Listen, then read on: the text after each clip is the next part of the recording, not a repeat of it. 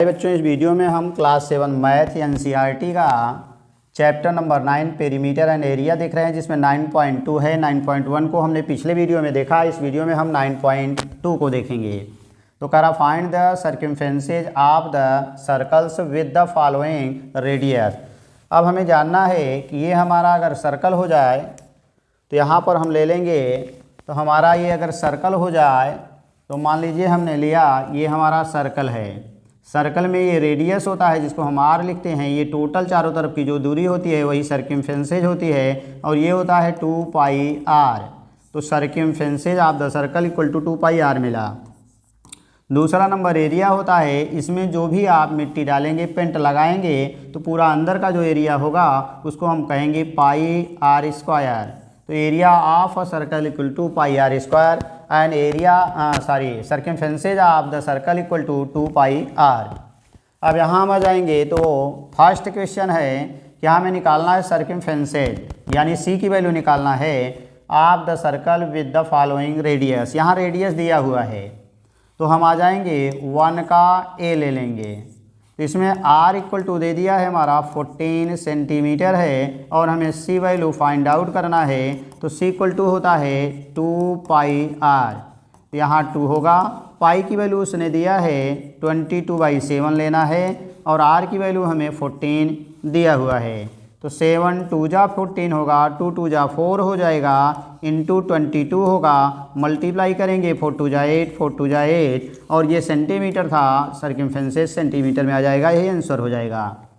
Next आ जाएंगे हम B ले लेते हैं। तो 1 का बी। अब इसमें आएगा रेडियस इक्वल टू दे दिया है 28 सेंटीमीटर है, सॉरी मिलीमीटर है। ये 28 मिलीमीटर है, तो यहाँ हम 28 मिलीमीटर लिख लेंगे। फिर यहाँ पर सर्कमफेरेंसेज पूछा था तो 2 पाई आर होगा, तो 2 इंटू 22/7 होगा, क्योंकि यही 22/7 हमें वैल्यू यहाँ राइट करना है, और आर की वैल्यू दिया है 28। अब जो आंसर आएगा वो मिलीमीटर में होगा। तो 7 4 जा होगा, 4 2 जा 8 हो जाएगा, इंटू 22 होगा, तो 8 2 जा 16, 8 2 जा 16, 117 हो जाएगा। तो 176 मिलीमीटर आ जाएगा। ये हमारा दूसरा आंसर हो जाएगा। नेक्स्ट सी आप इस तरह से रख करके और इसकी वैल्यू फाइंड आउट करेंगे और कमेंट सेक्शन में बताएंगे इसका आंसर क्या आएगा। अब आगे हम देखते हैं क्वेश्चन नंबर 2 को। तो क्वेश्चन नंबर 2 हमारा दे दिया है find the area of the following circles given that. अभी तक हमने सर्कमफेरेंसेज निकाला, अब यहाँ पर हमें एरिया निकालना है। तो एरिया का फार्मूला है पाई आर स्क्वायर, यानी area of circle equal to pi r square है।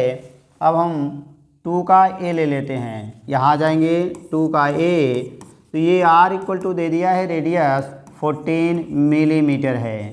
तो एरिया निकालेंगे तो पाई आर स्क्वायर होगा, यानी पाई की वैल्यू 22/7 होगा, और आर की वैल्यू दिया है 14, तो स्क्वायर हो जाएगा। तो ये बनेगा 22/7। स्क्वायर का मीन्स होता है 14 इंटू 14 होगा। 7 2 जा 14 हो जाएगा, 2 से मल्टीप्लाई करेंगे, 2 2 जा 4, 4 इंटू 14 है, अब मल्टीप्लाई कर देंगे 14 का, तो 14 4 जा 56 होगा, 5 कैरी होगा, 14 4 जा 56 और प्लस 5 61 हो जाएगा, और ये हमारा मिलीमीटर था, तो ये बन जाएगा मिलीमीटर स्क्वायर, क्योंकि ये एरिया है। नेक्स्ट आ जाएंगे, इसका हम बी ले लेंगे। तो बी में क्या दिया है, यहाँ डायमीटर दे दिया है। डायमीटर का मतलब 2r 49 है। अगर हम r इक्वल टू निकालेंगे तो 49/2 हो जाएगा। फिर आएंगे तो एरिया इक्वल टू होगा पाई आर स्क्वायर, तो ये बनेगा 22/7 इंटू आर की वैल्यू 49/2 का स्क्वायर हो जाएगा, यानी 2 टाइम हमको यहाँ पर राइट करना है। तो 22/7 होगा, 49/2 इंटू 49/2 हो जाएगा। 7 7 जा 49 होगा, 2 से डिवाइड करेंगे तो 11 आ जाएगा। अब हमारे पास बचा है 11, 7 और 49, तो ये मिला 11 इंटू 7 का मल्टीप्लाई करेंगे, 7 9 जा 63, 6 कैरी, फिर 7 4 जा 28 और 6 34।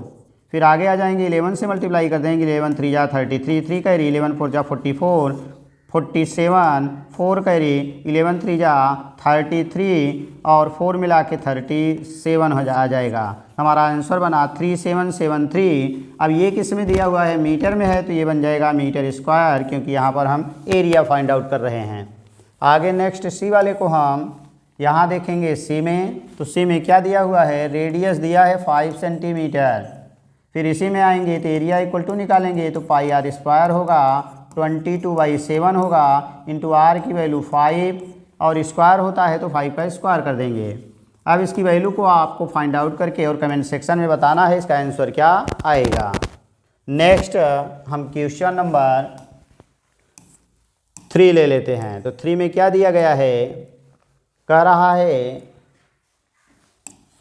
कि if the circumference of circular sheet is, यानी एक सर्कुलर शीट है जिसका सर्कमफेरेंस यानी 2 पाई आर इक्वल टू दे दिया है 154 मीटर है। फाइंड द रेडियस, इससे हमें रेडियस निकालना है यानी r equal to question mark. और कह रहा है also find the area of the sheet, और ए यानी एरिया निकालना है। तो हम यहाँ जाएंगे, इसकी वैल्यू रखेंगे यहाँ से, तो हमें मिलेगा 2 pi means 22/7 into r find out करना है 154 होगा। तो r equal to side change करेंगे, 7 का मल्टीप्लाई हो जाएगा और 2 इंटू 20 का हमारा डिवाइड हो जाएगा। अब 2 से पहले डिवाइड करेंगे तो ये आएगा हमारा 2 7 जा 14, 2 7 जा 14। फिर इसको हम डिवाइड कर देंगे किससे, 11 से, 11 2 जा और 11 1 जा 11 7 7 हो जाएगा, क्योंकि 11 7 जा 77 होता है। 7 7 49 बन जाएगा और अपान में 2 बन जाएगा। अगर 2 से डिवाइड करते हैं तो बनेगा 2 2 जा और 2 4 जा 8, 2 5 जा, यही आपका आंसर हो जाएगा। एक तो हमें ये आर की वैल्यू मिल गई, दूसरा हमें एरिया भी फाइंड आउट करना है। एरिया इक्वल टू होता है पाई आर स्क्वायर यानी 22/7 होगा। आर की वैल्यू इसको रखेंगे हम 47/2 को, तो 47/2 का स्क्वायर हो जाएगा। तो ये बनेगा 22/7, आगे मिला 49 था, यहाँ हो जाएगा 49, तो यहाँ 49 होगा। तो यहाँ लिखेंगे 49/2 इंटू 49/2 होगा। 2 से यहाँ डिवाइड करेंगे 11 आएगा, 7 से डिवाइड कर देंगे 7 7 जा होगा, तो हमें मिलेगा 11 7 49 और अपान 2 हो जाएगा। तो अब हम मल्टीप्लाई करेंगे पहले 7 का, तो 7 9 जा 63, 6 कैरी होगा, फिर 7 4 जा 28 और 6 ऐड करेंगे तो 34 हो जाएगा। आगे अभी हमारे पास 11 है और नीचे हमारा 2, तो यहाँ आ जाएंगे 11 3 जा 33 होगा, कैरी 3 होगा, 11 4 जा 44 प्लस 3 47, 4 कैरी होगा, फिर 11 3 जा 33 और 4 मिला के 37 हो जाएगा। और नीचे अपान में हमारा 2 है तो अपान में 2 बन जाएगा। अब अगर हम डिवाइड करेंगे तो 2 1 जा 2 1 2 यानी 8 जा 16, 2 8 जा 16, 2 6 जा 12 और 2 5 जा 10, तो 1886.5 और यही हमारा एरिया था। तो एरिया किस में दिया गया था, यहाँ मीटर में, तो ये बन जाएगा एरिया मीटर स्क्वायर और यही हमारा आंसर हो जाएगा। नेक्स्ट हम अगला क्वेश्चन देखते हैं, क्वेश्चन नंबर 4 को। तो 4 में क्या दिया गया है, gardener wants to fence a circular garden of radius, यानी वह एक गार्डन बनाना चाहता है जिसका रेडियस कह रहा है 21 मीटर है। Find the length of the rope he needs to purchase if he makes 2 round of the fence.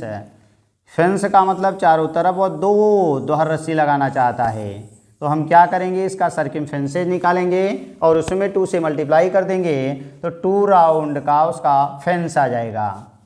फिर एक और पूछ रहा है also find the cost of the rope, और रस्सी का हमें मूल्य भी निकालना है। इफ़ इट कास्ट 4 रुपी पर मीटर।